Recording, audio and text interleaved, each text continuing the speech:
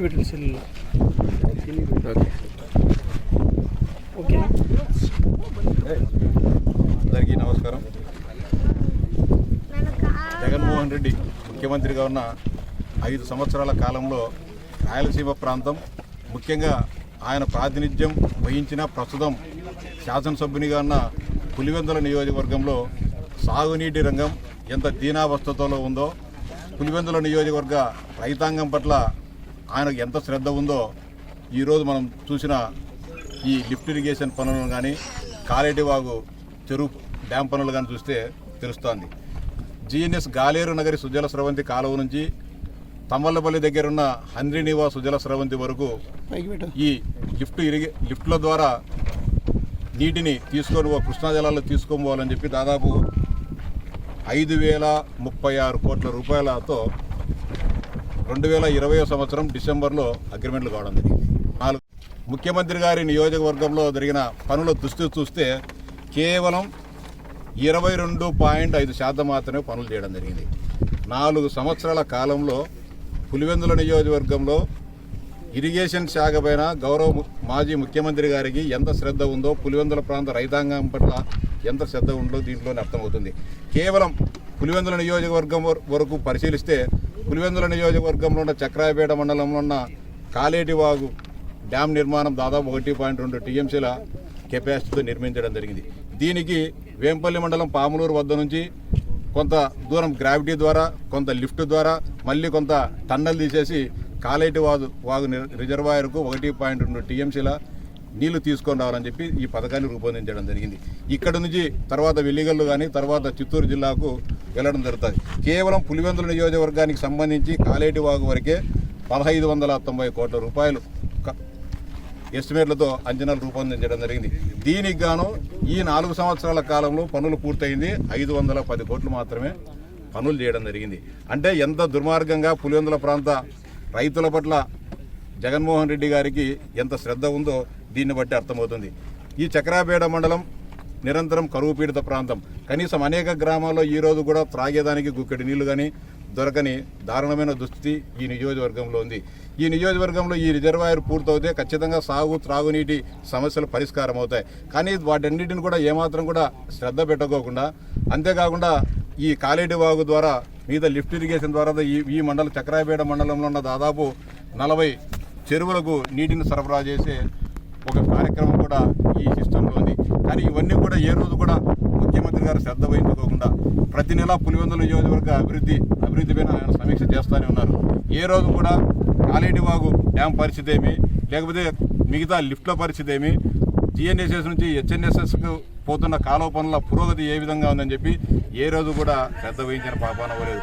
ఒకవైపేమో పులివెందుల నియోజకవర్గం, మరోవైపు ఆయనకు అత్యంత సన్నిధుడైన పెద్దింటి రామచంద్రారెడ్డి ప్రాతినిధ్యం వహించి పొంగనూరు కానీ వాళ్ళ సోదరుడు ప్రాతినిధ్యం వహించే తమ్మల్లపల్లెకు ఈ నీరు పోవాల్సింది. ఎవరు కూడా అటు పొంగనూరు ప్రాంత రైతాంగాన్ని నిర్లక్ష్యం చేయడం జరిగింది, తమ్మల్లపల్లె ప్రాంత రైతాంగాన్ని నిర్లక్ష్యం చేయడం, ముఖ్యంగా జగన్మోహన్ రెడ్డి ప్రాతినిధ్యం వహిస్తున్న పులివెందుల నియోజకవర్గానికి కూడా అన్యాయం చేశారనేది ఖచ్చితంగా చెప్తా ఉన్నాం. అంతేకాకుండా దాదాపు లిఫ్ట్కు సంబంధించి కూడా 7-8 లిఫ్ట్లు ఇక్కడ పెట్టాల్సి ఉంటే ఇంతవరకు కనీసం లిఫ్ట్కు ఫౌండేషన్ కూడా తీయని దారుణమైన దుస్థితి. ఏ రోజు కూడా దీన్ని పట్టించుకోకుండా కేవలం ఈ కెనాల్లో ఎస్టిమేట్స్ను విపరీతంగా లాభం రావాలని ఈ పనులు చేపట్టారు తప్ప నిజంగా పులివెందుల ప్రాంతం పైన కానీ, లేకుంటే పొంగనూరు తమ్మల్లపల్లె ప్రాంత రైతుల పట్ల నిజంగా శ్రద్ధ ఉంటే ఈ పాటికి చేసేవాళ్ళు. 2020 డిసెంబర్లో పనులు ప్రారంభిస్తే ఇప్పటికి ఎన్నికలు అయిపోయేటప్పటికి దాదాపు 3.5 సంవత్సరం అయింది. 3.5 సంవత్సరంలో 22% పని చేసినారంటే గత ప్రభుత్వం నీటిపారుదల శాఖ పైన, వ్యవసాయ శాఖ పైన ఎంత శ్రద్ధ ఉందో దీన్ని బట్టి అర్థమవుతుంది. పులివెందుల నియోజకవర్గ రైతులు ఇప్పటికైనా కూడా ఆలోచించాలి. ముఖ్యంగా చక్రాయపేట మండలం కానీ, వేంపల్లె మండల రైతాంగానికి ఉండేది. దీన్ని ఏమాత్రం కూడా శ్రద్ధ చూపుకోకుండా జగన్మోహన్ రెడ్డి కానీ, లేకపోతే పార్లమెంట్ సభ్యుడు అవినాష్ రెడ్డి గారు కూడా ఈ ప్రాంతానికి ద్రోహం చేయడం జరిగింది. ఖచ్చితంగా జరుగుతున్న సంఘటనలు ఈ 22% అంటే ఇంకా దాదాపు 78% పనులు పూర్తి చేయాల్సి ఉంది. దాదాపు దీనికి సంబంధించిన గతంలో చంద్రబాబు నాయుడు గారు ఈ ప్రాజెక్టు సందర్శనలో భాగంగా నాయని చెరువు ప్రాంతానికి పోవడం జరిగింది. అంటే హెచ్ఎన్ఎస్ జిఎన్ఎస్ నుంచి హెచ్ఎన్ఎస్ ఎక్కడైతే తమ్మలపల్లి నియోజకవర్గంలో కలుస్తుందో అక్కడ ఒక లిఫ్ట్ స్కీమ్ ఉంది, నాయన చెరువు అని చెప్పి అక్కడ ఒక ప్రాంతం ఉంది. గతంలో ఎన్నికల ముందు ఆయన నీటిపారుదల ప్రాజెక్టులో జరిగిన అవినీతిని చూస్తూ ఆ ప్రాంత రైతులతో మాట్లాడుతూ పోయినప్పుడు నాయన చెరువు సందర్శనలో భాగంగానే ఆ రోజు అంగలులో చంద్రబాబు నాయుడు గారి మీద వైకాపా గుండాలు దాడి చేసి మళ్ళీ మా మీదనే అందరి మీద కూడా దాదాపు 14-15 కేసులు పెట్టి వేధించడం జరిగింది. వందలాది మంది తెలుగుదేశం పార్టీ కార్యకర్తలు నాయకులపైన ఆ సందర్భంగా ఈ ప్రాజెక్టు సందర్శనలో పోయినప్పుడే చంద్రబాబు నాయుడు గారి పైన రాళ్ల దాడి చేసి ఆయన్ను హత్య చేయాలని చెప్పి కూడా ఆ రోజు కుట్ర జరిగింది. జరుగుతున్న అన్ని పనులపైన కూడా మేము తెలుగుదేశం పార్టీ అభివృద్ధికి వ్యతిరేకం కాదు. ఎందుకు నిర్లక్ష్యం వహించడం జరిగింది జగన్మోహన్ రెడ్డిని ప్రశ్నిస్తూ ఉన్నాం.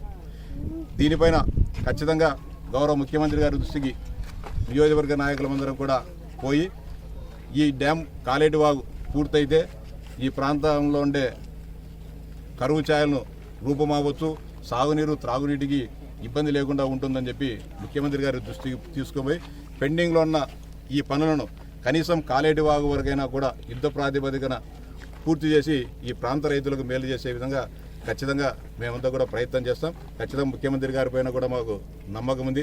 గతంలో కూడా మీరు చూశారు, గతంలో ఈ ప్రాంతం నుంచి ఎమ్మెల్యేలుగా ఎంపీలుగా గెలవకున్నా కూడా దాదాపు 700 కోట్ల రూపాయలు గండికోట నిర్వాసితులకు డబ్బులు ఇచ్చి పైడిపాలెం రిజర్వాయర్కు, పార్నపల్లి రిజర్వాయర్కు, అదేవిధంగా గండికోట రిజర్వాయర్లో నీళ్లు పెట్టిన ఘనత అప్పుడు తెలుగుదేశం పార్టీది, గౌరవ ముఖ్యమంత్రి చంద్రబాబు నాయుడు గారిది. ఇప్పుడు కూడా రాగద్వేషాలకు అతీతంగా, రాజకీయాలకు అతీతంగా ఈ ప్రాంత సర్వతోముఖాభివృద్ధి కోసం ఈ ప్రాంత రైతు